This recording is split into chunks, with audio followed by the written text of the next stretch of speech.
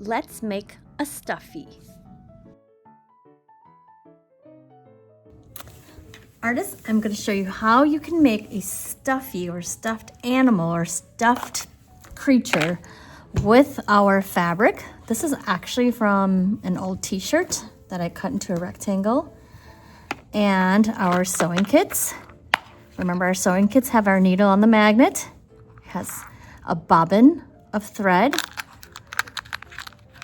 2 clips, and something I just added is this threader. And I'll show you how to use this in a minute. Okay, so first I have to make a plan of what my stuffie is going to look like, okay? And I'm going to use a light colored marker to draw it. So I'm choosing orange or pink against this kind of turquoise color. Well, I'm gonna save myself some cutting by just folding it in half. Then I wouldn't have to sew this part because it's already attached because it's folded. And I'm going to draw a curved line. And I think I'll add some ears to make it a cat or like a fox or something. I'm gonna try and use as much of the fabric as I can. All right, now comes the cutting part, okay? So, some of you have found that cutting fabric with our studio scissors is kind of difficult. And I want to show you a trick to making it a little bit easier. The best way to cut fabric is to lean your scissors against the table. So you'll need something hard like the surface of the table. The bottom blade will press down on the table, and then the fabric will go between the blades of the scissors, and then you're going to carefully snip slowly. And I'm pushing against the table the whole time. That's gonna help keep the scissors sturdy and still. It's really difficult to cut fabric while holding it up. You'll see that it doesn't cut it as easily when I hold it up like that. It's because the scissors needs something sturdy to push against. That gives it a nice even surface to push against it. Now you're still probably going to have to hold the fabric down with your other hand, and I'm doing slow snips, and I'm not snipping till the scissors close. I'll show you that again. I'm just snipping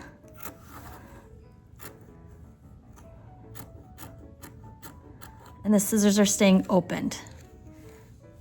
So I want to have a good hold on this fabric. I'm following the lines, pushing against the table the whole time. The table is helping me keep the scissors sturdy and strong. Sometimes it helps just to cut that off. We want to keep all fabric scraps because we could always use it for something else. So I just put it back in our fabric bin.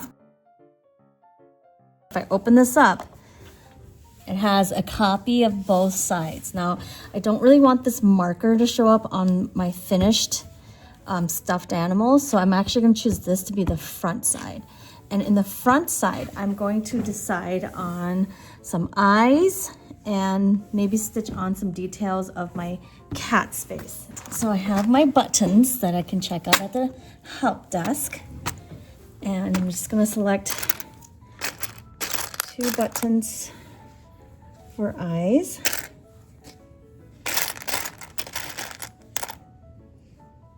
Oh, now it looks like a pig. Okay, I'm gonna get a Sharpie. I'm just gonna hold that still, and I'm gonna put a dot. And then I'll see where those 2 dots are that match up.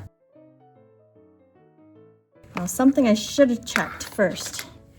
I should check to see if my needle fits through all of these holes.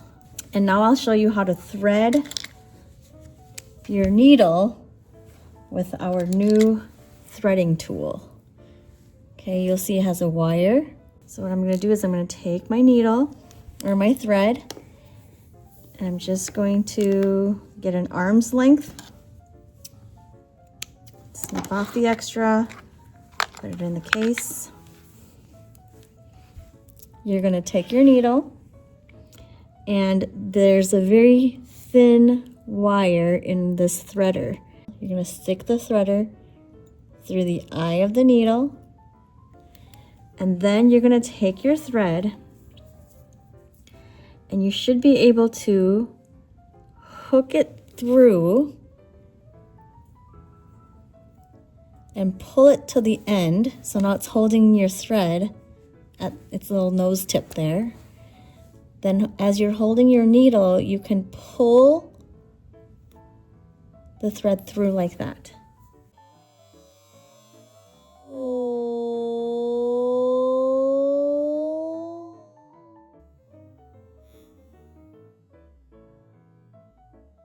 Okay, now I don't want you to lose all these small pieces, so make sure that you're putting them in the case when you're done. Now when you're sewing, you don't want to put a knot at the end of the short end. You want to put the knot at the end of the long end, okay? Now remember, to make a knot, you just twist it around your finger, rub your fingers together, and then pull down on that twist, and that creates the knot, okay? And the other end, the short end, you're just gonna let that hang. When you're sewing, you wanna make sure that you hold on to the eye of the needle. Otherwise, if you're just holding onto the needle itself and you're pulling on the thread, what ends up happening is that you unthread your needle. So don't do that. I'm gonna sew the buttons onto my cat's face first. So I know I have those little dots there to help me. So I'm gonna take my needle and I'm just going to try my best to have it go through one of my dots. Pull it all the way until it catches on the back. The knot will catch. Some kids I've noticed have been sewing and they'll just pull it, but they'll leave this long tail on the back. And then later they'll be like, oh, but I don't have enough string. I don't have enough thread anymore. It's because you left a long tail in the back. You want to pull until it catches. The knot should catch in the back. That way you'll have enough thread to keep sewing. All right, now I'm going to take this needle that has the 4 holes. I'm just going to put my needle, or the button that has the 4 holes. Then I'm going to put my needle through there. And then I'm going to put my needle through one of the holes. And then I'm going to find the one that goes across. Okay, so it goes across because that's the same one that I'm going to go across there. I can just have the button go through the thread and then make sure that the needle goes in through that hole. And then I'm going to pull, and as I'm pulling it, the button should get caught right there where I want it. And at this point, I can look behind here and go through the same place where my knot is, which should go through that other end there. Pull it till it catches and continue to sew it back and forth. I have all those little knots right there, and that's okay because this is the back, so no one's going to see that part anyway. Now I'm going to just take my needle and I'm just going to go under one of these threads that's behind the button. And as I pull that, it should make a loop. Okay, you should see a loop there. When I see that loop, that means I can make a knot. I'm just going to go inside of the loop 2 times. You can go a 3rd time if you really want to make sure that it stays. Then I'm going to pull it and that should make a knot. Now I can snip that off. So I have my first button eye and it should be nice and secure. Okay, I'll do the same thing for that eye and the nose.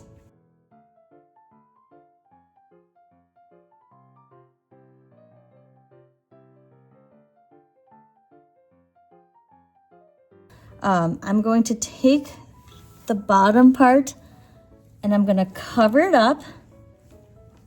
And here's where my clips might come in handy. I'm just going to line up the ears so it's lined up as best as I can get it. Like I said, this fabric's a little bit flimsy, so it's hard for it to stay still. Oops, sorry, just bumped into the camera. I'm going to clip this together. Maybe clip another side together. I'm gonna get a fresh new piece of thread that's long. I'm going to thread my needle. And now it's time to sew all around and leave an opening.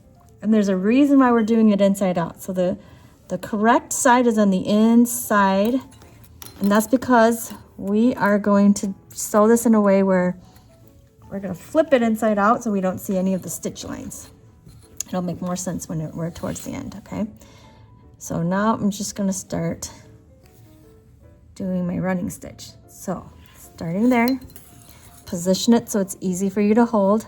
Make sure that you're sewing double layers, and you're just going to go under, out, pull.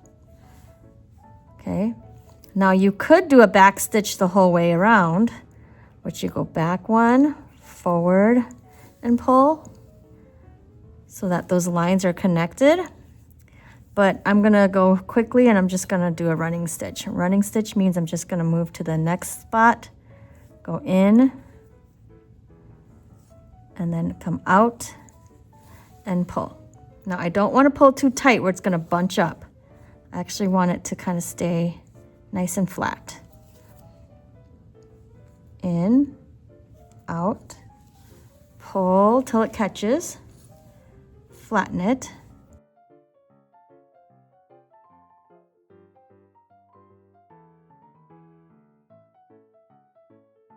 You want to keep the stitches even. See how they're pretty even? You don't want to do this where you go like a big long stitch and then a short stitch.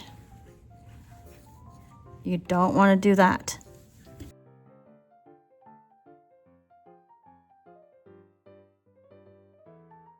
All right, now that I've reached this spot here, I'm going to leave an opening there. The back. I'm going to take my needle, I'm going to go under one of these thread lines. I'm going to go under again so that it makes a loop. Every time I have a loop, I'm going to go inside the loop 2 times. And notice that my string is still long enough that I can go on 2 times. If I went too short like this, it would be hard to get it inside the loop. So you want to make sure you have enough string left over. All right. I'm going to snip that, take out my clips. Right now, it looks like a mess because this is the inside of my stuffie. I'm going to go in here now with my fingers and I'm going to pull it all inside out. If you look at the top, this is called a seam.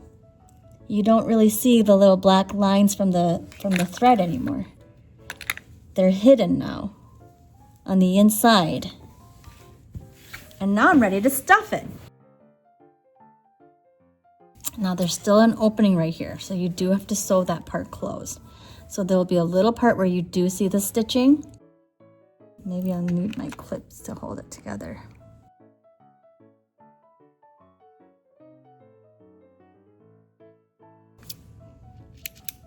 I could take some markers and give it some details.